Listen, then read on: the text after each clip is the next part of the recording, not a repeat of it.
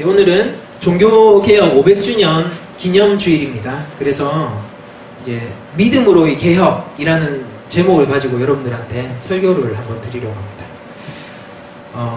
우리가 종교개혁 하면은 제일 먼저 떠오르는 사람이 있을 겁니다. 그게 바로 마틴 루터이죠. 그러니까 많은 사람들이 교회를 다니지 않는 사람들도 이 마틴 루터는 잘 알고 있습니다. 이름이 익숙하죠. 종교개혁가. 우리가 이 종교개혁이라는 말을 이해할 때 지금의 시선으로 종교개혁이라는 말이 이해해서는 안 되고, 이제 종교개혁이 당시 실제 일어났었던 시대의 눈으로 우리가 종교개혁을 한번 살펴볼 필요가 있어요. 그러니까 우리는 지금 종교라고 얘기를 하면은 조금 포괄적인 의미를 가지게 되죠. 포괄적인 의미. 그러면은 불교도 들어올 거고, 힌두교도 들어올 거고, 무슬림들도 이 안에 있을 거고, 그리고 무슨 뭐 다양한 종교를 가진 사람들이 이 안에 들어올 수 있을 거예요. 심지어 저는 무신론도 일종의 종교의 일종이라고 저는 생각합니다. 그러니까 다양한 종교들이 있는데 그 전체를 포괄하는 하나의 카테고리가 지금 종교잖아요. 그런데 마틴 루터의 시대는 어땠냐면은 중세가 끝나는 시점이었단 말입니다. 중세가 끝나고 이제 막 르네상스가 발현하고 인문주의 운동이 발현하는 그 시기였거든요. 이제 거기에 맞물려서 종교개혁이 일어났는데, 그러니까 인문주의자들이 이렇게 봐요. 그러니까 종교개혁이라는 것도 어떤 인문주의 운동의 하나였다. 근데 인문주의 수준에는 미치지 못한, 왜냐하면 아직 그 종교라는 틀에서 완전히 탈피하지 못했다라는 거죠. 그러니까 그 수준에는 미치지 못했지만은 기독교 내에서, 가톨릭 내에서 일어난 어떤 인문주의 운동의 일환이었다라고 보거든요. 근데 그거랑 조금 결은 달라요. 여러분들이 정확하게 오늘 듣고 나시면은 그런 느낌이 드실 건데, 그거랑 결은 좀 다릅니다. 그런데 어쨌든 그런 시대 상황의 도움을 받았었죠. 근데 당시의 시대를 생각해보면은 그때의 종교는 하나밖에 없습니다. 기독교죠. 로마 가톨릭입니다. 정확하게 얘기하면. 이 로마 가톨릭이 그때 유일한 종교였다라는 사실을 여러분들이 생각해볼 때, 과연 그런 시절이 있었나? 그런 시기가 과연 존재할 수 있나 싶을 만큼 굉장히 뭐라고 해야 될까요? 독점적이라는 느낌도 들고, 또 중세의 암흑기를 생각하면은 독재적이라는 생각도 들 정도로 과연 그럴 수가 있는가라는 생각이 아마 드실 거예요. 요즘 눈으로 보면은 우리나라 국가에 모든 사람이 만약에 우리 교회만 다닌다고 생각을 해봅시다. 그런 일은 없지 않습니까? 없어요. 그런 일은 없어요. 러시아 종교가 국교입니다. 러시아는 그 동방교회죠. 러시아 종교가 국교인데, 그러면은 그 사람들은 전부 종교를 가지고 있는가? 그렇진 않아요. 거기에는 유대인들도 있고요. 그리고 종교를 가졌지만은 이거를 그냥 사회적으로 인식을 할 뿐이지 그거를 종교심을 가지고 대하는 사람은 극히 드뭅니다. 그런데 당시에 루터가 활동했던 그 당시에 사람들은 종교적으로 실제 의지했을 뿐만 아니라 그 사회 문화적으로 받아들인 게 아니에요. 그러니까 기독교 문화가 아니라 그 사람들은 실제 종교인으로서 거기에 속해 있었고, 근데 그걸 전부 장악하고 있었던 게 로마 가톨릭이었다고요. 그러니까 엄청나죠. 이거에서 여러분들 오신 느낌이 뭡니까? 유럽이라는 것은 다양한 국가로 되어 있잖아요. 유럽이라는 것은 다양한 국가의 집합체를 그냥 우리가 땅으로서 그냥 유럽 이렇게 부르는데, 그 유럽을 하나로 통합하는 유일한 네트워크가 로마 가톨릭이겠죠. 그렇다면. 그러니까 왕은 달라요. 이 국가 저 국가 왕은 다르고, 내가 사는 곳의 제후가 다르고, 저 사람과 나 사이에는 언어도 다르고 문화도 다르지만은 이 전체로 하나로 아우르는 커넥션이 딱 하나 있습니다. 그게 바로 로마 가톨릭이죠. 이것만으로도 엄청나게 힘이 세지지 않겠습니까? 그런데 이 강한 힘이 부작용을 가지고 왔어요. 어떤 걸, 지금도 여러분들 보시면은 똑같죠? 지금도 요즘 뭘 하냐면은 커넥션 싸움이잖아요. 커넥션 싸움. 기업들도 그렇고. 정보 싸움이라고 하고. 그 다음에 지금은 페이스북 아니면 다양한 SNS를 통해서 정보 하려는 게 뭐예요? 사회적 관계망을 구축하고, 또 실제 기업들은 그런 것들을 구축해서 돈을 벌려고 하고, 그럼 그런 것들이 많으면 많을수록 뭡니까? 힘이 된단 말입니다. 근데 전무후무할 거예요, 이런 거는. 이런 거는 전무후무할 거예요. 유럽 전체의 커넥션을 단단하게 뭉치고 있었던, 그리고 종교라는 것은 특성상 아주 뭐라고 해야 되지? 잡고 있는 힘이 굉장히 강하죠. 특성상. 그러니까 정말로 단단하게 유럽 전체를 묶고 있었던 로마 가톨릭이다 보니까 그 상황이 지속되니까 어떻게 될 것 같습니까? 경제적으로도 부유해지고 종교적으로도 독점하고 있고, 그리고 정치적으로도 막강한 힘을 가졌습니다. 그러니까 로마 황제가 되려면은 로마 교황한테 인준을 받아야 되는 거예요. 그러니까 왕조차도 교황청의 눈치를 봐야 하는 정치적 상황이 돼버린 거죠. 그러면은 그것이 하나님의 나라일까요? 하나님의 이름을 들고 예수 그리스도의 십자가를 들고 모든 사회를 장악했습니다. 그게 그러면은 과연 하나님 나라의 실현일까요? 상황은 정반대였죠. 그것은 하나님 나라의 실현이라기보다는 하나님을 이용하는 세속 국가의 형태가 나타나 버렸습니다. 저는 그거를 그냥 세속 국가와 그냥 1대1로 비교해버립니다. 이렇게 비교하면은 비약은 좀 있는 거 알아요. 비약은 있지만은 그냥 저는 그걸 세속 국가와 그냥 비교하기도 합니다. 왜 그러냐? 거기에서 일어나는 모든 문제가 세속 국가에서 일어나는 사회정치적 문제와 동일한 문제들이 다 일어나기 때문이에요. 거기에 있었던 거는. 그걸 보고 있으면은 사제, 국가, 무슨 뭐 종교적 예식 이런 거를 빼면은 그냥 세속 국가에서 일어나는 타락한 그것도, 타락한 세속 국가에서 일어나는 모든 일들이 동일하게 일어나고 있습니다. 그때 당시에 사제들은요, 아무래도 무엇이 제일 목표였겠어요? 힘을 가진 사제일수록 무엇이 제일 목표였겠습니까? 이게 문제가 윗선이 문제예요. 그때 막 말단에 있었던 사제 뭐 이런 그 신부님들은 굉장히 청렴했고, 예, 하나님 안에서 막 수동생활 열심히 하고 막 이렇게 하려고 했었던 분들이 되게 많거든요. 근데 문제는 윗선입니다. 그러니까 힘을 가지고 있으니까 힘을 가지려는 사람들은 전부 어디로 가겠습니까? 로마로 모인단 말이에요. 로마로. 그러면은 우리 교구가 있는데, 당시 로마 가톨릭은 교구제예요. 그러니까 한 지역에 지금 성당도 그렇죠. 한 지역에 한 교회가 있습니다. 한 교회가 있으면은 다른 교회는 없어요. 다른 교회는 없어요. 한 교회가 있고 개교의 개념이 아니란 말이에요. 공교회예요. 한 교회가 있고 그 지역 전체를, 일정 지역 전체를 그냥 그 교회에서 다 맡는 겁니다. 근데 거기 신부님이 정치적으로 좀 관심이 있어요. 로마를 갑니다. 우리처럼 뭐 비행기 있고 뭐 무슨 자동차 타고 뭐 그런 거 아니죠. 말 타고 가죠. 그러면은 한 2주, 3주, 한 달, 2달 비우는 거는 문제가 아닌 거예요.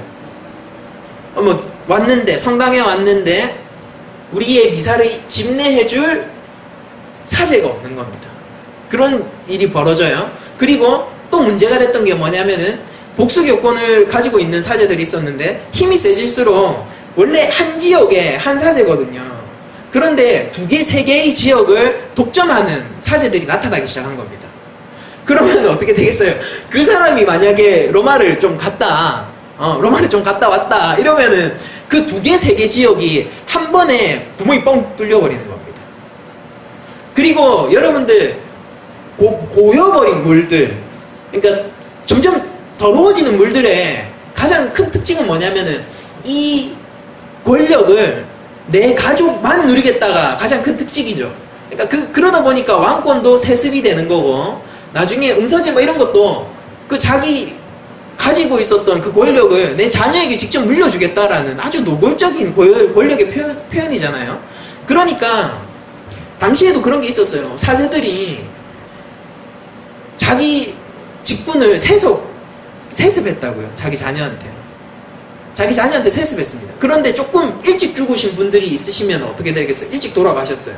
그러면은 우리 딱 교구로 갔는데, 여기 미사를 들어갔는데 10살짜리 꼬마애가 여기 서 있는 겁니다. 미사를 인도하는 거예요. 실제 최소 어린 사람이 5살까지 기록이 있습니다. 근데 그렇게 하는 거예요. 이미 그렇게 돼버렸어요. 교회가 그렇게 돼버렸다고요. 그러니까 문제가 생기죠. 사람들은 점점점 영적으로 갈급해지는 겁니다. 그러니까 많은 사람들이 사회적으로, 정치적으로 이 종교개혁에 대한 어떤 시선을 바라보려고 하는데 제일 큰 이유는 이거예요. 종교개혁에서 제일 큰 이유는 그들한테 영적인 갈급함이 있었다는 겁니다. 목이 말랐어요. 그 사람들. 게다가 그 시대는 어떤 시대냐면은 이제 유럽끼리 이렇게 막 싸우고 있다가 중세가 끝날 무렵이라고 했잖아요. 중세 사실 끝나고 종교개혁이 일어나면 그 중세 끝이니까 중세가 끝날 무렵에 십자군 전쟁을 막 사람들이 왔다 갔다 했단 말이에요. 그러니까 어디까지 갑니까? 막 실크로드가 그때 개발되거든요. 실크로드가 개발돼서 저기 중동 지방도 자기들이 갔다 와봤고 점점점 문호가 개방되는 거죠. 중동 지방도 갔다 와봤고 심지어 중국하고까지 교육이 트이고 뭐 이런 상황인 거예요. 그러니까 새로운 문화들이 막 밀려 들어오니까 평생 자기 마을에서 농사 짓고 그리고 그냥 성당만 다니던 사람들이 뭔가 조금 문화적으로 계속 충격을 받기 시작하는 거예요. 그 중간지대에서 조금 힘들어하는 사람들이 생겨나는 겁니다. 그것도 영적인 갈급하면 이런 문화의 격변 속에서 내가 어떻게 해야 되는가 뭐 이런 게 현대교회에도 여전히 숙제죠. 그때 당시에도 그랬었단 말이에요. 그런 영적 갈급함들이 있었는데 성당을 갔는데 10살짜리 아이가 미사를 집례하고 있고 뭐 이런 상황들이 점점 힘들어지는 거예요. 사람들이. 그러니까 갈급함이 있는 거죠. 왜지? 이런 상황들이 왜 당연시되지? 뭐 이런 생각들이 자연스럽게 퍼지기 시작했다는 겁니다. 그리고 점점 이제 농촌에서 그때는 이제 부르주아 계급이 일어나는 때거든요. 그러니까 농촌 사회에서 점점 도시 사회로 변모되는 과정이었습니다. 농촌 사회는 정착이 딱 되어 있죠. 그 1년 1년이 그냥 사이클로 계속 돌아갑니다. 1년 사이클로 계속 돌아가는 그 시대를 살던 사람들이 도시화가 되니까 매일매일이 다른 삶을 살기 시작하는 거예요. 일주일이 다르고 또 다음 달이 다르고 또 당장 내일이 다르고 뭐 이런 삶을 살기 시작하니까 불안이 더 가속되는 거죠. 그때 또 오스만 투르크 제국이 유럽을 침입합니다. 그때 유럽 사람들이 처음 깨달았어요. 우리가 무너질 수도 있구나. 유럽이 침략당해서 전쟁이 불바다가 될 수도 있겠구나. 자기는 기본적으로 정복한다는 개념을 가지고 있었거든요. 십자군 전쟁도 자기 땅에서 한 게 아니에요. 자기들끼리는 전쟁을 할 수 있어도 외부로부터는 침입을 안 받았단 말이에요. 십자군 전쟁도 자기들이 중동 가가지고 예루살렘 성전을 회복하는 운동 아닙니까? 그러니까 나가서 전쟁했지 붙어도 자기들끼리 붙었지 외부로부터 올 생각을 못했는데 이제 오스만 투르크 제국이 강성해져서 유럽을 빵 쳤단 말입니다. 그걸 한번 겪고 나니까 사람들이 완전 종말론적 분위기에 확 휩싸여 버린 거예요. 흑사병도 그때 돌았거든요. 그러니까 이 사회적 분위기나 여러분들이 한번 생각해 보세요. 사회가 급변하면서 막 기존에 있던 가치관들, 내가 기존에 살던 그 생활들은 점점 깨지고 있고, 그런데 갑자기 내가 전쟁이 나서 죽을지도 모른다는 공포, 그리고 전쟁이 나서 죽을지도 몰라서 오늘 미사를 가가지고 내 죄를 씻고 싶은데 딱 앉았을 때 10살짜리 아이가 미사를 집례하고 있는 이 현실, 이런 것들, 이 분위기들, 그게 당시 시대를 겪던 일반적인 민중들이 겪던 그런 느낌이고 삶이에요. 요구가 있는 거예요. 영적인 갈급함의 요구가 있는 거예요. 이거를 좀 어떻게 누군가가 정리하고 얘기를 해줬으면 하는 생각이 계속 있는 겁니다. 그러니까 윗선이 제가 문제라고 말씀드렸는데 당시 교황이 2명, 3명 막 이렇게 됐었거든요. 정치적인 이유로 갈려가지고 야 우리가 진짜 교황이야 이러면서 그때 당시에는 교황이 2명이었습니다. 최고 3명까지 가요. 이런 상황이다 보니까 일반 민중들은 거기서 뭐 어떻게 할 수가 없는 거예요. 루터도 그 시대를 살았습니다. 그리고 우리가 한 가지 더 생각해 봐야 되는 거는 당시에 로마 가톨릭이 갖고 있었던 구원관을 우리가 먼저 살펴볼 필요가 있어요. 제가 루터 얘기를 하기 전에 배경 지식을 쭉 까는 것은 이거를 알고 여러분들이 루터 스토리를 들으셔야지 왜 그렇게 했는지, 그것이 왜 그렇게 효과적으로 나타났는지를 여러분들이 이해할 수 있어서 그렇습니다. 당시 로마 가톨릭이 갖고 있던 구원관은 뭐 우리가 갖고 있는 것과 동일하게 초자연적인 구원관을 가지고 있었어요. 그러니까 하나님이 우리를 구원하신다. 지금도 가톨릭의 교리는 그렇습니다. 하나님이 우리를 구원하신다. 우리도 똑같죠? 하나님이 우리를 구원하신다죠. 사람이 거기에 대해서 뭔가를 할 수 있는가? 사람이 할 수는 없어요. 로마 가톨릭은 그럼 어떨까요? 요 지점들을 여러분들이 잘 이해하셔야 돼요. 거기에 대해서 하나님이 일하시기 때문에 구원이 되는 거지, 사람이 거기에 뭔가를 해서 구원된다고 로마 가톨릭이 생각하지 않아요. 자, 그런데 문제는 여기입니다. 우리의 구원은 하나님이 행하시기 때문에 우리가 직접 하나님하고 1대1 관계 속에서 회개하고 구원을 받게 되죠. 그렇죠? 그런데 로마 가톨릭은 하나님이 구원을 하시는데 그 구원의 역할을 직접 하시는 게 아니라 교회에게 전권을 맡기셨어요. 로마 가톨릭의 논리입니다.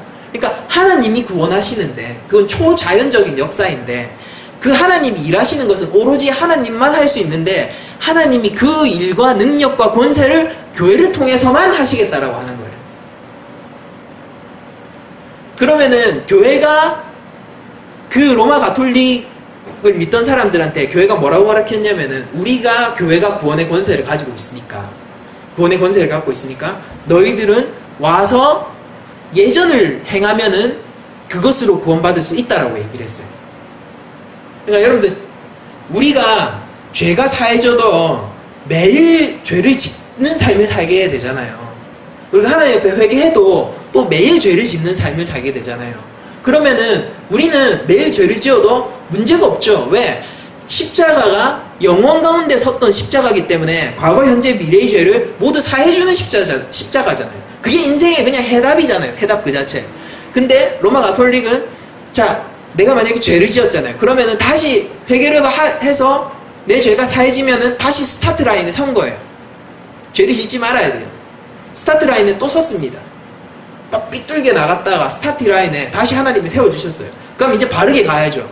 근데 바르게 못 가니까 또 삐뚤게 가잖아요. 그럼 회개를 하잖아요. 그럼 다시 스타트 라인에 세워주시는 거예요. 그런 개념인 거예요. 일주일 동안 죄를 지면은 뭘 해야 됩니까? 와서 성찬을 해야 돼요. 물론 그때 포도주는 안 줬어요.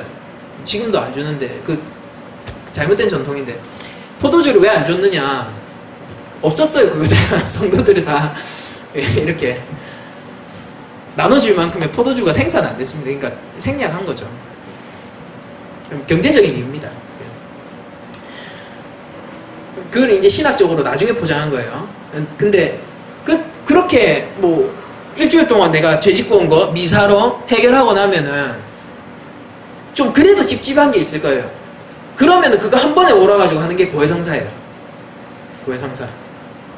그리고 거기에 약간 스페셜하게 들어가 있는 몇 가지가 있었는데 그 중에 하나가 이제 우리가 그 문제가 되는 면죄부, 그렇죠? 예, 잘 아시는데 면죄부가 조금 첨가되어 있는 약간 다른 기능을 하는 거예요. 그거는 면죄부는 뭐냐면은 내 죄를 사는 게 아니고요.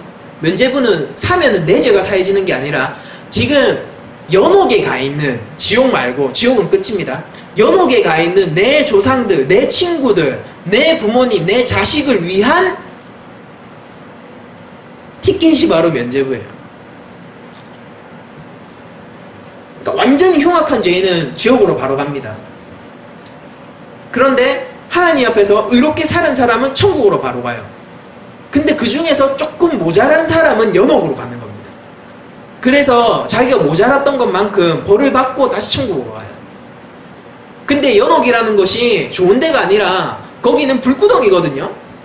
로마 교리가 그래요. 가톨릭 지금도 연옥을 믿고 있죠. 그러니까 거긴 불구덩이인 거예요. 괴로워요. 거기 있으면. 내 자녀가 거기 있다고 생각해보세요. 내 부모님이 거기 불타는 데 있다고 생각해보세요. 거기서 200년, 300년을 있어야지 천국을 간대요. 그러니까 자녀된 마음으로서, 부모된 마음으로서 어떻게 했습니까? 면죄부 사야죠. 왜? 교회는 구원을 베풀 권세를 가지고 있으니까. 이게 완전 교회 중심주의인 거예요. 그래서 지금도 로마 가톨릭은 선교를 하면은 교회를 먼저 제일 짓습니다. 이 중심 사상이 그런 거예요. 교회 중심주의. 그 교회 결속이 굉장히 단단하죠. 이런 사상들이 사실은 다 밑에 깔려 있는 겁니다. 근데 우리들은 선교로 나가면 뭘 합니까? 성경 번역을 제일 먼저 해요, 사실은. 우리 왜냐면 말씀 중심주의라서. 가서 교회를 세우고 막 이렇게 하지만은 반드시 말씀을 번역합니다.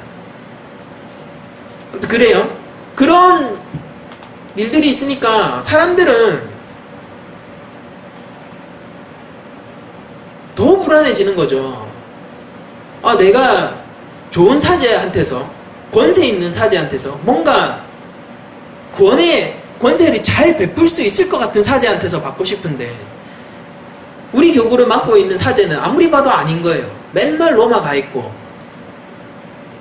맨날 좀 딴짓거리 하고 있는 게 뻔히 보이고 자기 부를 위해서 축적하고 있고 뭐 그런 게 보이니까 이게 못 배운 사람들도 알고 있는 거죠. 이거는 아니다라는 거예요. 시대적인 요구가 있었습니다. 그러니까 그들한테 영적인 갈급함이 늘 있었어요. 근데 그 누구도 그걸 해결해 주지 못하고 있었습니다. 왜냐하면 해결해 주려고 그런 운동들이 계속 일어났단 말입니다. 중간중간에 이거 우리 개혁해야 된다라는 움직임이 계속 있었는데 가톨릭에 의해서 그때그때마다 순간순간 그때그때마다 바로바로 진압을 당했단 말이에요. 조직화되지 못했습니다. 마틴 루터는 개혁을 하려고 했던 첫 번째 사람이 아니라 조직화된 개혁을 할 수 있었던 첫 번째 사람인 거예요. 그러니까 계속해서 움직임들이 있었지만은 언제나 진압당했고 로마 가톨릭의 정치적 힘, 그다음에 종교적 힘, 그 다음에 경제적 힘 앞에서 누구든지 무릎을 꿇을 수밖에 없었단 말이에요. 일반 대중들은 그 힘을 결집시킬 수가 없었어요. 그 어떤 지도자도 없었고 그 마음에 갈급함은 있었지만은 그들은 어떻게 그 갈급함을 대항해야 되는지도 몰랐습니다. 그러니까 신학적인 그 기반이 전혀 없었다는 소리예요. 이게 이래서 잘못됐어요 라고 얘기할 수도 없었어요. 그런 상황에서 마틴 루터가 그 시대에 태어납니다. 이제 마틴 루터는 독일의 아인스레벤이라는 곳에서 태어났는데요. 루터의 부모님은 아주 독실한 신앙인이셨어요. 그리고 거기가 광부들이 이제 많이 살았던 도시인데 거기에서 부모님이 가난했다가 조금 성공을 하게 됐어요. 아버지가 엄청 엄했거든요. 루터에 대해서. 그 엄한 아버지가 루터가 공부를 좀 잘하고 하니까 대학을 보냈습니다. 좀 잘하면서 대학을 보냈는데 대학을 딱 갔을 때 처음에는 뭐 때문에 대학을 보냈냐면은 법률가 시키려고 그 근방에서 제일 좋은 대학을 보내요. 루터를. 근데 루터가 뭐 아버지한테 항상 눌리고 살았으니까 찍소리 못하고 살았으니까 너무 엄격하니까 그냥 대학을 갑니다. 가서 심지어 그냥 공부를 잘해요. 공부를 잘하고 있는데 똑똑한 사람이었겠죠. 잘하고 있는데 어떤 일이 중간에 발생하게 되거든요. 그게 1505년 7월 2일 날 번개가 떨어지는 사건이 생깁니다. 자기 친구랑 가고 있는데 이거 뭐 친구가 없었다는 사람도 있습니다. 뭐가 맞는지 모르겠어요. 뭐 정확하게 알 수는 없지만은 친구랑 같이 가고 있는데 번개가 내리쳐서 친구가 죽은 거예요. 그 순간 죽는 순간 마틴 루터가 공포에 휩싸이게 됩니다. 죽음의 공포에. 그러면서 외쳐요. 성 안나요 하고 외칩니다. 그 도시를 지켜주는 성인이었거든요. 성 안나요. 나를 살려주세요. 이렇게 외치게 됩니다. 마틴 루터. 그러고 나서 그 죽음의 공포에서 아무리 생각해도 자기가 벗어날 길이 없는 거예요. 그래서 수도승이 되기로 합니다. 아버지가 엄청 뭐라 했을 거 아니에요. 그 엄격한 아버지. 그래서 법하러 가. 법률가가 되어주려 했을 때 찍소리 못하고 대학을 갔던 루터인데 그 죽음의 공포가 얼마나 컸냐면은 아버지를 거역하고 아버지가 엄청 화내고 그 아버지가 막 다시 대학으로 가 이렇게 얘기를 함에도 불구하고 수도사가 돼버린 겁니다. 거기서부터 마틴 루터의 종교개혁가로서의 여정이 시작되게 됩니다. 거기 루터가 들어간 데가 성 어거스틴 수도원 계열이었어요. 여러분들이 아시다시피 성 어거스틴, 아우구스투스, 어거스틴은 종교개혁의 어떤 이신칭의의 교리를 가지고 있는 교부입니다. 초대교회에서.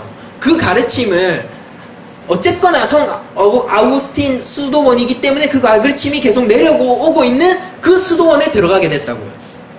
그 수도원에. 그러니까 놀라운 거예요. 그런 가르침이 내려오고 있었음에도 불구하고 믿음으로 구원을 받는다라는 사실을 아무도 눈치 못 챈 게 진짜 놀라운 겁니다. 근데 그랬었어요. 어쨌거나 가느다랗게 이신칭의의 그 믿음이 내려오고 있는 말로만이라도 문헌상에만이라도 내려오고 있는 그 수도원에 루터가 들어가게 된 거예요. 거기서부터 루터의 고행은 시작됩니다. 진짜 우리가 말 못할 정도로 그 어떤 바울이 얘기하잖아요. 내가 율법으로는 너희들한테 꿀릴 게 없다. 너희가 율법으로 자랑이면 나는 더 자랑할 게 있다.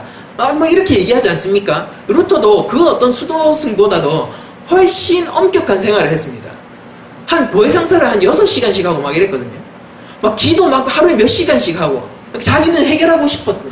이 실존적인 문제인 거예요. 자기는 이 죽음의 문제를 해결하고 싶었던 거예요. 이 죄의 문제를 해결하고 싶었던 겁니다. 6시간을 그거를 이렇게 막 고해성사를 하고 나서도 돌아가서 마음에 찝찝함이 있는 거예요. 이게 죄가 해결되지 않았다라는 그 마음이 있는 겁니다. 왜냐? 자기 자신을 자기가 너무 잘 알거든요. 근데 그때 당시에 루터는 교회가 죄를 사해주는 권세를 갖고 있기 때문에 그걸 계속 집착하고 더 할 수밖에 없었던 겁니다. 그런 일을. 미사를 하고 성찬식에 계속 참여를 하고 고해성사를 하고 기도를 하고 몇 시간씩 기도하다가 막 이런 기도도 해요. 막 내가 드디어 기도하기 싫어지는 죄를 범하고 있습니다 이러면서 또 자책으로 빠지고. 그게 루터였어요. 그 실존적인 고민이 얼마나 컸던지 여러분들 아시겠습니까? 그러니까 거기 있었던 수도원장이 이렇게 해서는 네가 답이 안 나올 것 같다. 그러니까 루터는 원래 수도사가 본격적으로 될 마음은 없었습니다. 근데 어쨌든 간에 그 수도원장이 볼 때 루터의 문제가 이런 걸로 해결이 안 될 것 같은 거예요. 그러니까 네가 공부를 해라. 성경을 공부해라. 이게 재밌는 게 뭐냐면은 먼저 법률대학을 갔었잖아요. 거기에서 루터는 철학하고 헬라어를 배웠었거든요. 신약 성경이 헬라어 원문이죠. 하나님이 준비를 시킨 겁니다. 그래서 공부를 해라 라고 해서 그때 당시에 새로 지어진 비텐베르크 대학에 이제 들어가게 됩니다. 비텐베르크 대학을 딱 들어갔을 때 루터는 학생이었잖아요. 학생이 이제 막 새로 생긴 학교고 르네상스가 시작되면서 인문주의의 영향을 받아서 세워진 대학이거든요. 그러니까 우리도 좀 좋은 대학 만들어보자. 이래서 막 세워진 지 얼마 안 된 신흥대학이었단 말이에요. 이제 들어가서 학생이면서 그 학위를 받자마자 교수가 부족하고 뭐 이럴 거 아니에요. 이제 막 신흥대학이고 그러니까 거기서 조금 루터가 재능이 있어 보이니까 거기서 바로 교수를 시킵니다. 그때 루터가 뭐를 강의했냐면은 시편하고 로마서를 강의해요. 그리고 이후에 갈라디아서를 강의하고 그 이후에 히브리서를 강의합니다. 그거를 강의하면서 루터가 뭐를 하느냐면은 당연히 원문으로 성경을 봤겠죠. 원문으로 성경을. 그러니까 성경을 보다 보니까 이상한 게 많은 거예요. 이상한 게 많은 거예요. 당시에 똑같이 그 활동을 했었던 인문주의자 에라스무스라는 인문주의자가 있는데 그 인문주의자는 성경을 독일어로 번역을 하면서 이런저런 이상한 점들을 먼저 발견한 사람이거든요. 그러니까 막 각주를 막 달아놨어요. 그러니까 라틴어 성경이 그때는 유일한 성경인데 독일어 성경 없었습니다. 루터가 독일 사람이죠. 독일어 성경 없었습니다. 라틴어 성경이 유일한 성경이었고 라틴어를 아는 사람이 아니면 읽지도 못하고 라틴어를 아는 사람이 성경을 읽고 이상하게 전하면은 모든 대중들은 저게 맞구나. 왜 성경이 저게 쓰여있겠구나라고 믿던 시절이란 말이에요. 그때 번역된 라틴어 성경에 뭔가 번역상에 오류가 있다는 것을 처음 지적한 사람이 에라스무스거든요.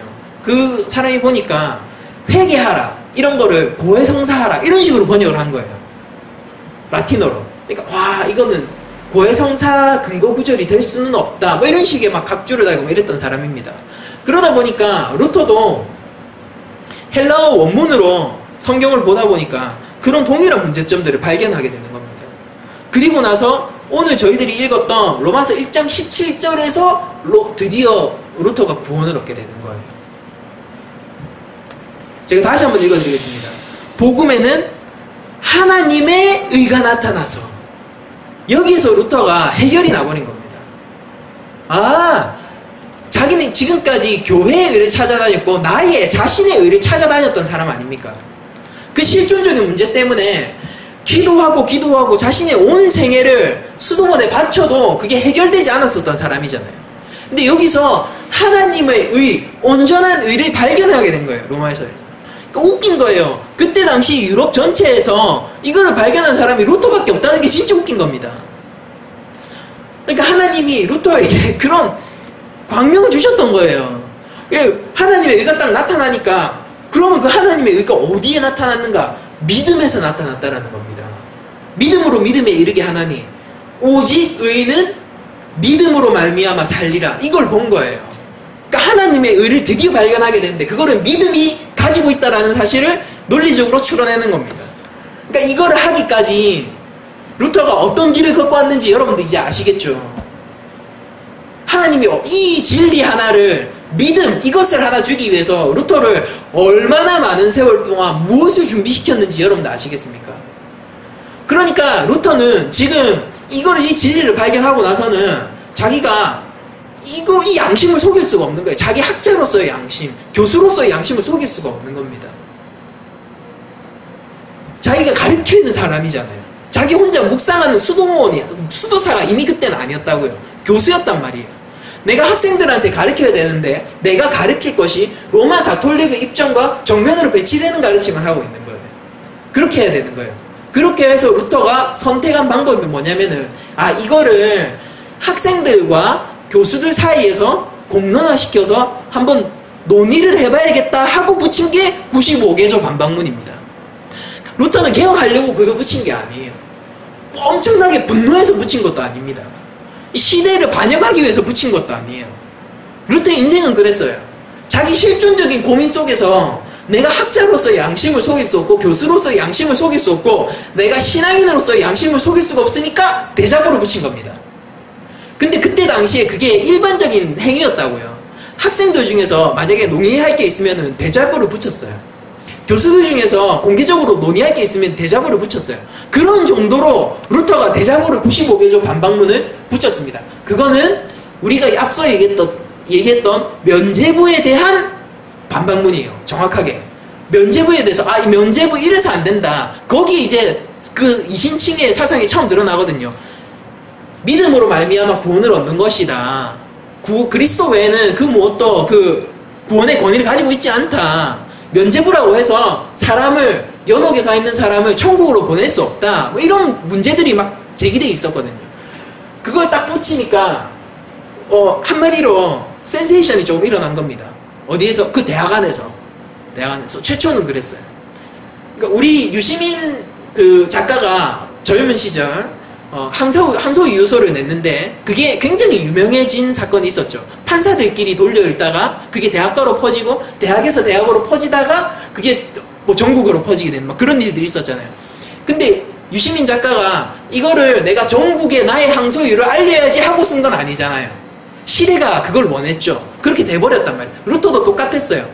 그렇게 했는데 대학에서 센세이션이 돼가지고 그때 금속 활자가 처음 발명됐었잖아요. 그거를 찍어가지고 다른 대학에 보내기 시작한 거예요. 교수들이.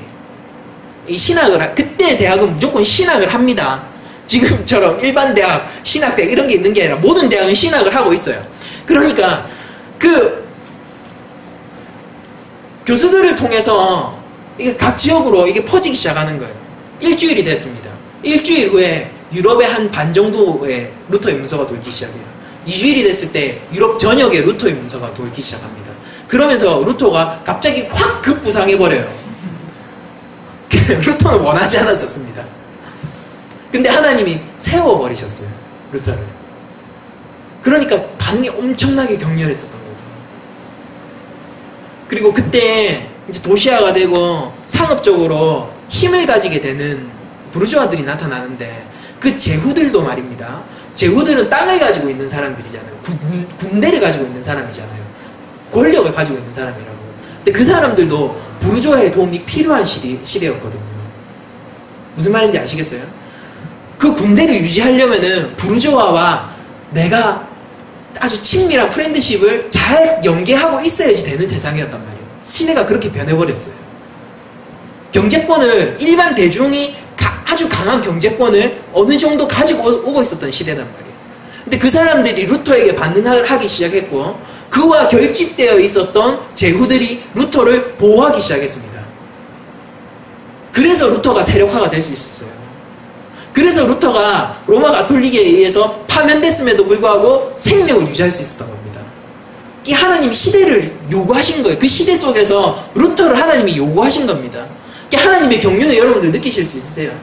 그래서 하나님은 루터를 세우시고 그가 원하지 않았지만은 그 95개조 반박문을 전체 유럽 전역에 뿌리시고 모든 거기에 대해서 문제의식을 가지고 있었던 사람들이 루터를 통해서 결집되게 하셨습니다. 그리고 시대상을 이제 르네상스의 시대, 그리고 도시화의 시대, 그리고 부르주아의 시대로 넘기심으로 말미암아 그를 세력으로부터 보호하게 하셨어요. 그러니까 거기에는 정치적인 세력도 있었고 그 다음에 경제적인 세력도 있었어요. 그러니까 정치, 경제적인 이유 때문에 루터를 지지했던 사람도 있었어요. 그러나 하나님은 그런 것까지 포함해서 루터를 보호하셨다고요. 그게 당연히 문제가 되니까 로마 교황청이 루터를 부르죠. 루터를 부릅니다. 루터를 불러서 이제 신문을 해요. 저서들이 있거든요. 루터가 뭐 그게 문제가 됐을 때 계속 글을 씁니다. 계속 논문 같은 글을 써요. 그러다 보니까 그 저서들을 갖다 놓고 이거 다 부정해라 라고 얘기를 합니다. 하루의 시간을 줘요. 하루의 시간을. 이제 하루의 시간을 줄 테니까 너 이 모든 것들 부정해. 그러면은 살려줄게. 그때 이미 파문 상태예요. 파면 상태. 그러면은 파면이 되었으면 가톨릭으로부터 파면이 됐으면은 뭡니까? 이 사람은 구원에서 제외된 자. 왜? 로마 가톨릭 교리에 의하면은 교회가 구원을 주는 권세를 대리 통치 받았잖아요. 그러니까 루터는 파면이 돼 있는 상태예요. 그럼 이 사람은 뭐예요? 지옥에 가는 게 확실한 양심에 화인 맞은 자인 거예요. 그 순간 그 자리에 루터를 불러놓고 파면시킨 상태에서 이거를 전부 철회해라. 그러면은 복권시켜줄게. 이렇게 유혹을 한 겁니다. 그때 황제가 불렀거든요. 근데 그 레오 3세라는 황제인데 그 황제도 로마 황제인데 로마 교황청이 세워준 황제예요. 로마 교황이 인맥으로 세운 황제라고요. 로마 교황이 지지했기 때문에 된 황제라고요. 그러니까 어떻겠습니까? 친가톨릭 성향이죠. 그 왕 앞에 섰다고요. 맹모 아무것도 없는 그냥 대학 교수 루터가. 그 뒤에는 로마 교황청이 버티고 있어요. 자기는 이미 파면돼 있어요. 그리고 내 앞에는 왕이 있어요. 왕은 군사력을 가지고 있죠. 죽이려고 하면 언제든지 죽을 수 있는 행정적 힘을 가지고 있죠.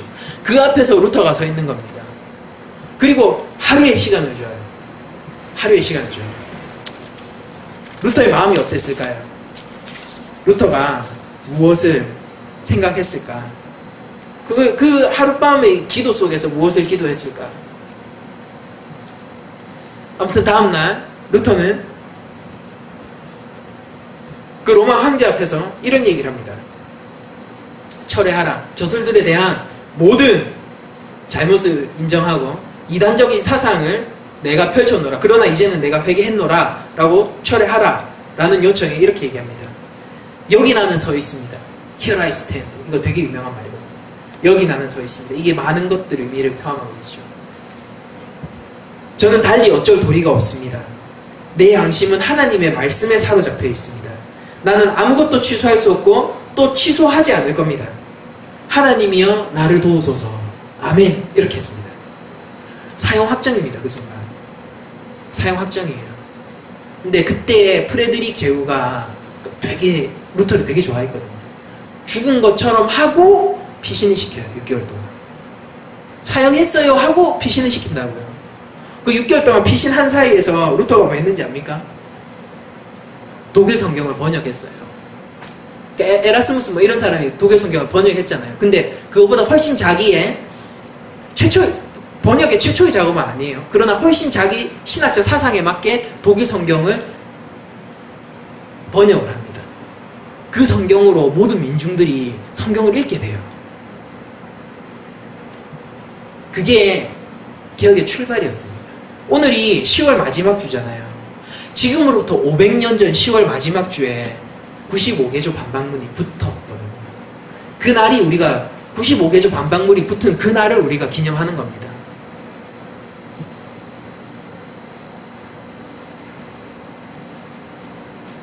여러분들 우리가 루터의 얘기를 한번 해봤고, 교회사 시간 아니지만은 약간 교회사 쪽으로 여러분들한테 한번 설명을 해봤는데, 이거를 그냥 이렇다라고 얘기하는 것보다는 그러면은 그때 루터가 했었던 개혁이 그게 종교개혁이잖아요. 그러니까 한국교회에도 현재 한국교회에도 필요한가라는 질문을 한번 해봤으면 좋겠어요. 당시에 로마 교황청을 여러분들이 들어보셨잖아요. 한국교회는 어떻습니까? 그때 그 교황청만큼 타락했나요? 그만큼은 아닌 것 같긴 해요. 어떻게 생각하십니까? 제가 개인적으로 느끼기에는 그렇게 타락할 수는 없을 것 같아요. 그런데 한 가지 위험한 점은 그와 같은 결을 달리고 있다는 것은 느껴집니다. 그와 비슷한 결을 추구하고 있는 것 같아요. 정치적인 힘을 추구하고, 경제적인 힘을 추구하고, 종교적으로 독점을 해나가려는 그런 결들은 느껴진다라는 거죠.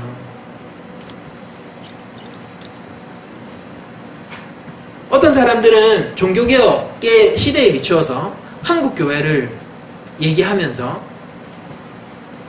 종교개혁의 취지와는 전혀 다른 개혁을 외치기도 합니다. 우리가 개혁돼야 돼. 근데 그런 것들이 루터가 얘기했던 것이 아니고, 그때 종교개혁가들이 원했던 게 아니고, 지금 교회가 세상 보기 좋으라고 원하는 것들을 외치는 경우도 많습니다. 그런데 우리 한국교회가 만약에 개혁할 필요가 있다면은, 우리 낮은 자리 교회가 개혁해야 될 필요가 있다라면은 루터의 그 취지에 맞게 개혁하는 게 저는 필요할 것 같아요. 그 첫 번째가 무엇인가 라고 얘기를 하면은 루터의 이 말에서 찾아줄 수 있습니다. 제가 앞서 말씀드렸던 루터가 신문을 당했던 그곳, 그게 보름스 지역에서 열린 보름스 회의라는 겁니다. 보름스 회의, 그 청문회에서 루터가 얘기했던 내 양심은 하나님의 말씀에 사로잡혀 있습니다 라는 그 말씀이 우리한테 가장 필요한 것 같아요. 우리가 종교개혁, 개신교를 정의하는 그런 5가지 솔라가 있거든요. 오직 말씀, 오직 믿음, 이런 거 들어보셨잖아요. 그 첫 번째가 오직 믿음으로입니다. 오직 말씀으로입니다. 솔라 스크립추라. 그리고 개혁교회, 보수적이라고 우리가 얘기를 하잖아요. 개혁교회를 묶는 커다란 틀이 뭔지 아세요? 개혁교회를 묶는 커다란 큰, 이거 개혁파다, 개혁주의다 라고 얘기하는 첫 번째 전제 조건이 있어요. 그게 뭐냐면은 하나님의 말씀을 성령에 영감된 온전한 말씀으로 인정을 하는 게 그 첫 번째 출발점이에요. 그걸 인정을 하면은 그 안에서 다양한 논의를 할 수 있는 게 개혁주의입니다. 그러니까 모든 것이 말씀 위에 서 있어요. 여러분들, 한국교회가 회복해야 될 게 말씀인 거예요, 말씀. 좀 멀리 돌아온 느낌이 있지만은, 여러분들 잘 생각을 해보세요. 여러분들 기도에 의지해서 여러분들 신앙생활을 하신다라고 하면은 얼만큼 하실 수 있을 것 같아요? 그런 사람들이 있거든요. 영파, 이래가지고. 그 신대원 들어오면은 3명이 있대요. 말씀파가 있고, 영파가 있고, 축구파가 있답니다. 신대원 오면은 실제 그래요. 저 뒤에 그 소리결에 넣어가지고 쭉 이렇게 하시는, 매일 가서 주여 외치시는 분들이 있고, 또 맨날 도서관에 가가지고 뭐 기도도 안 하고 책만 보시는 분들이 있고, 또 매일 나가서 축구하시는 분들이 있고, 육체파들. 아무튼 그런 세 무리가 있다고 하는데, 이거는 균형 있게 하라라는 그런 조언이겠죠. 근데 어쨌거나 교회도 보면 영파들이 있어요. 그렇죠? 새벽기도 꾸준히 나가시면서 늘 기도하고 늘 기도로 길을 묻고 그런 분들 보시면은 여러분들 공통적인 특징이 있어요. 이거는 안 봐도 뻔해요. 그러니까 여러분들이 아시는 분, 그분이 제가 모르는 분이라도 괜찮아요. 근데 이 기도에 의존하시는 분들, 기도에 많은 것들을 집중하시는 분들의 특징이 뭐냐면은 그분은 늘 신앙 가운데서 흔들리고 있다는 사실입니다. 안 봐도 뻔해요. 왜 그렇습니까? 그들은 늘 하나님 앞에 말씀을 물어봐야 돼요.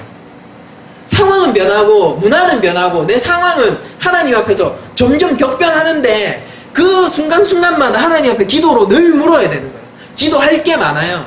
기도할 게 많고 하나님 앞에 기도해도 모자랍니다. 그리고 하나님이 주시는 기도에서 주시는 위로 그리고 하나님이 주시는 어떤 영적인 충만감 이런 것들에 의지해서 신앙생활을 하게 되죠. 그런 것들을 하게 되면은 그게 뭐 한 번, 두 번은 좋지만은 그게 평생의 신앙생활이 그렇다라고 생각하면은 여러분들 그 신앙생활을 어떻게 버텨낼 수 있겠어요? 그거는 늘 불안한 신앙생활이에요. 기도에만 의지해서는 사실 신앙생활이 하나님이 주시는 그 충만함을 온전히 맛보기에는 조금 모자랍니다, 사실은. 그런데 말씀에 의지한 사람들은 어떠냐면은 하나님으로부터 먼저 받았잖아요. 이 차이를 아시겠습니까? 기도를 늘 하시는 분들은 늘 내가 하나님 앞에 모르겠어요 하면서 구하면서 나간다고요. 그 100% 뭐 안 봐도 뻔해요. 근데 말씀에 의지하는 사람은 하나님 앞에서 먼저 받았잖아요. 왜냐면 하나님의 말씀이 이 성경이니까. 하나님의 영감된 말씀이 이 66권의 성경이니까. 66권 아니 이 한 권의 성경이니까. 우리가 하나님 앞에서 먼저 받았기 때문에 내 마음속에 흔들림이 없습니다. 내 마음속에 확신이 먼저 있어요. 내 마음속에서 하나님이 주시는 안정과 평화가 먼저 있다고요. 거기가 내 스타트 지점이 되는 겁니다. 그러니까 기도를 하면서 평안을 찾으려는 사람하고는 출발점 자체가 아예 다른 거예요. 그러니까 말씀이 중심이 되니까 어떡합니까? 말씀을 기반으로 기도를 하게 되면은 거기에는 내가 어떻게 해야 될까요? 불안해서 묻는 기도가 아니라 하나님이 이렇게 하라고 하시는데 내가 이것을 위해서 뭘 할까요?의 기도가 된다는 거예요. 그러니까 기도가 약 달라져요. 말씀을 중심으로 보게 되면. 그리고 말씀이 무엇을 이야기하는지 한 구절 한 구절을 이해하는 게 아닙니다. 제가 얘기하는 거는. 그게 제일 문제예요. 이 말씀의 회복이 왜 크냐면은 큐티 하듯이 여러분들이 말씀을 받으면은 그거 안 된다고요. 여러분들이 최소한 한 구절을 보셨으면은 로마서에서 한 구절을 보셨으면은 로마서 전체에서 그 한 구절을 이해하셔야 됩니다. 여러분들이 갈라디아서에서 한 구절을 보셨으면 갈라디아서 전체에서 한 구절을 이해해야 된다고요.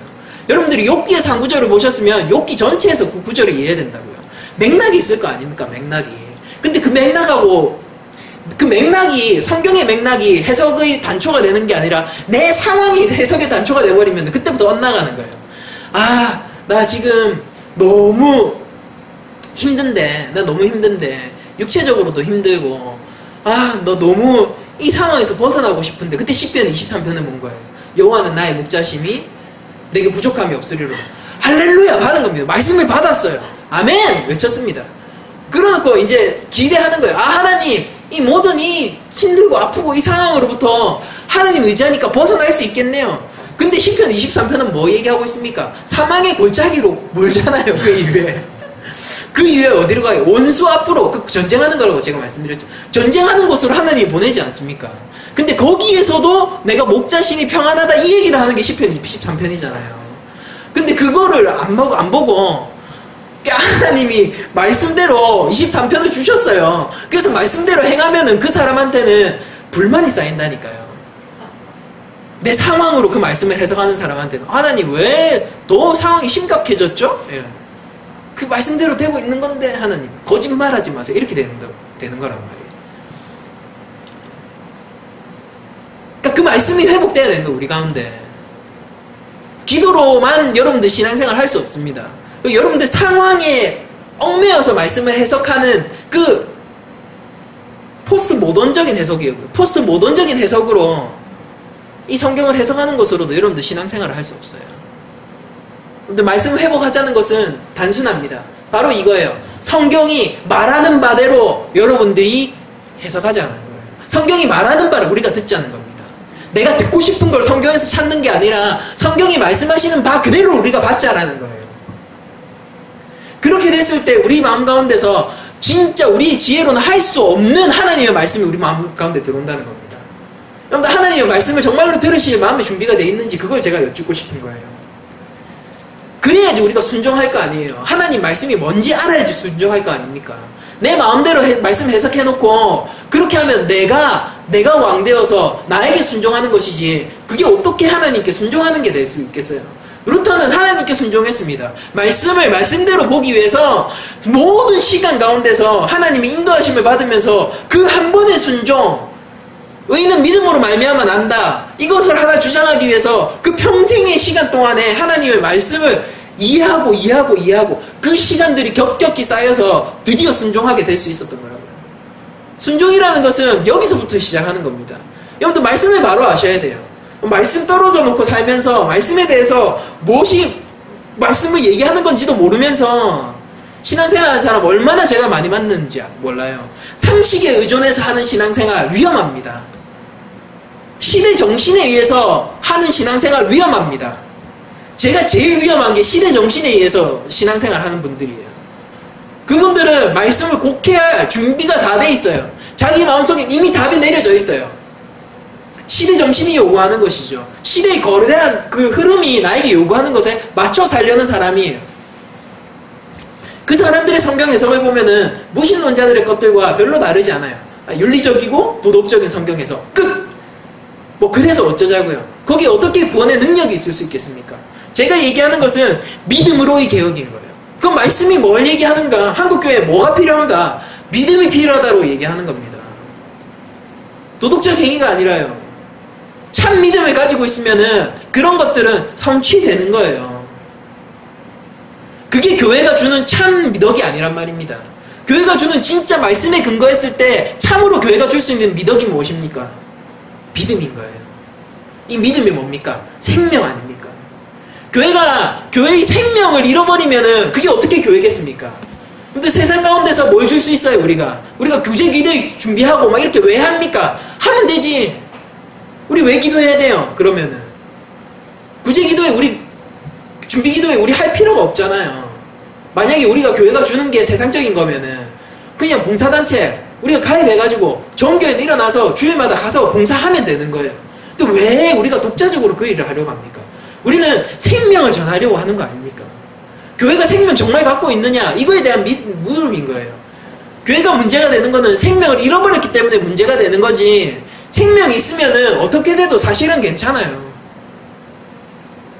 루터가 얼만큼 위기 가운데 있었습니까? 루터가 얼만큼 생명의 위협을 받았습니까? 그는 죽은 척도 했어야 되고 과로로 죽었던 사람이에요. 실제로 마지막에 그만큼 자신의 삶을 내바치면서 그 자기 적대 세력들, 그 군사 세력이거든요. 가톨릭. 그때 그거 전쟁이미 전쟁. 종교개혁은 그들로부터 늘 살해의 위협을 받으면서 살았던 그 인생. 근데 생명이 있으니까 거기서 괜찮았던 거예요. 그럼 생명 어디서부터 나느냐? 말씀으로부터 난다 이겁니다.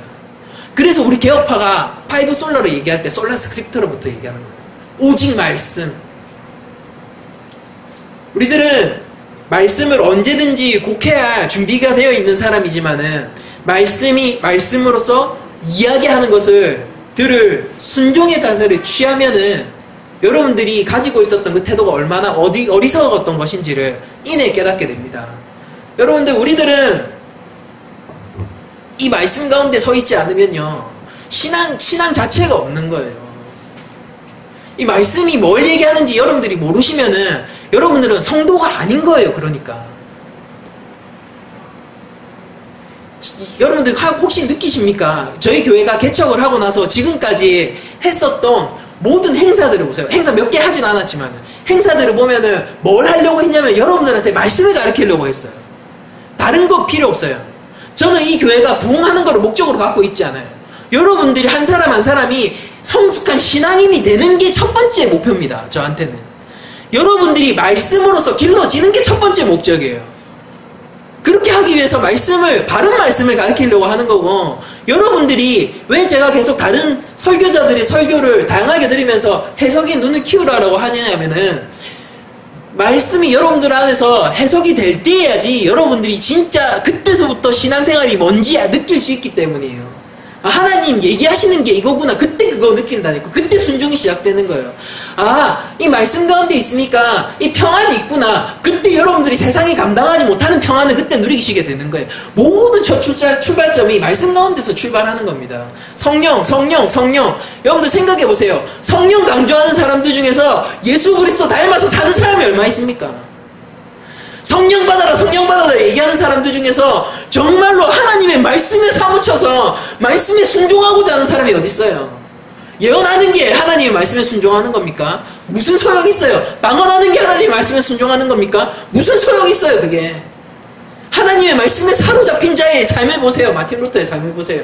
그 삶이 얼만큼 담대한 것인지를 보십시오.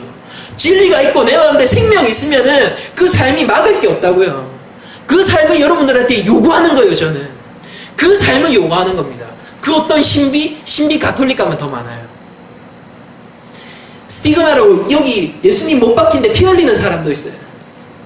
그 상처가 그대로 이마에 가시 면류관을 예수님이 지셨잖아요. 그 자국이 이마에 그대로 새겨지는 사람도 있어요. 신비 가톨릭 가면 더 많아요. 그러나 거기에서 내가 뭔가를 해야지 구원을 얻는다는 그 교리 속에서 어떤 평안을 누리실 수 있겠습니까? 그 많은 신비 속에서.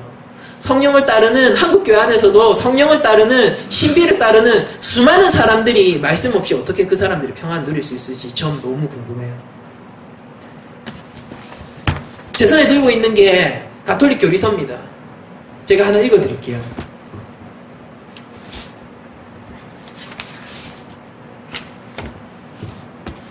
사람이 하나님의 부르심과 은총에 대해서 자유롭게 수락하거나 배척함으로 쌓아올린 공적 전체는 죽음의 순간에 가서야 나타난다. 종교개혁 시대 얘기하는 거 아니에요. 이게 지금 교리서라고요. 공적을 쌓아야 되는 거예요. 공적을 쌓고 내가 뭔가를 해서 구원을 쟁취해야 되는 겁니다. 그렇게 쟁취한 구원은 나를 살리는 거예요. 근데 그게 언제 나타나요? 죽음의 순간에 가서 나타나는 겁니다. 그럼 죽기 전까지 거기 평안이 있어요? 죽기 전까지 평안이 있겠냐고요?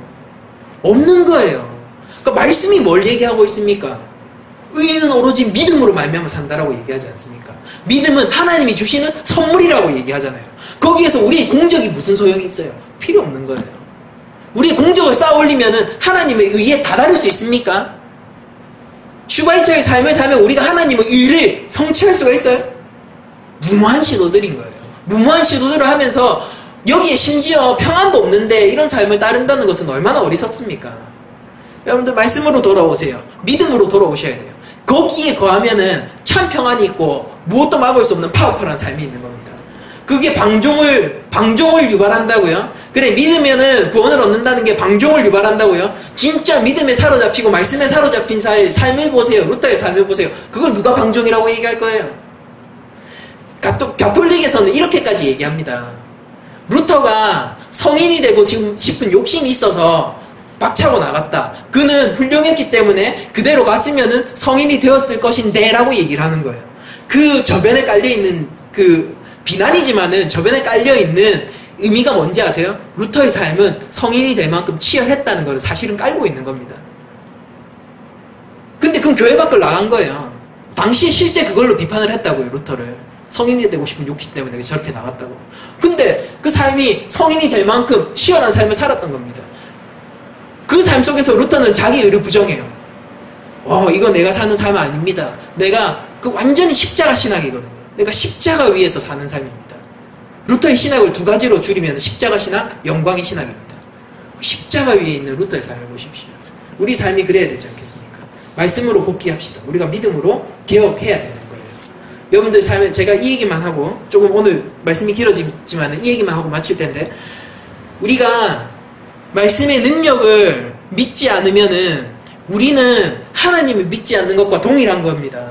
말씀을 여러분들이 그냥 책으로 알고 이것을 글자로 알고 이것을 개념으로 알면은 여러분들은 말씀에 대해서 모르는 거예요.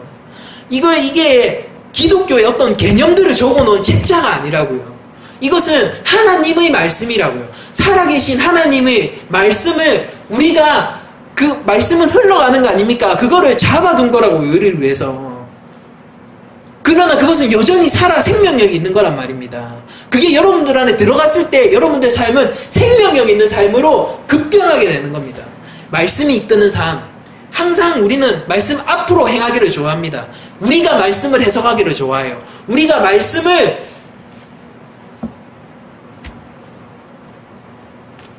가지고 있다고 착각을 한단 말이에요. 우리가 말씀을 소유할 거라고 착각한다. 내가 이해하면 말씀을 소유했다라고 착각을 한단 말이에요.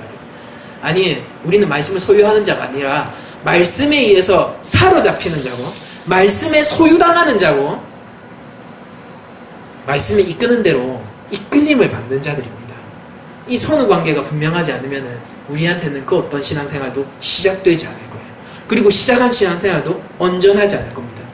여러분들 말씀 안에 거하시고, 그리고 이 말씀이 얘기하는 믿음 안에 거하셔서 늘 평안을 누리시고 한 주간의 삶 속에서도 승리하시는 한 주간이 되기를 주님의 이름으로 축원하면서 말씀을 마치겠습니다.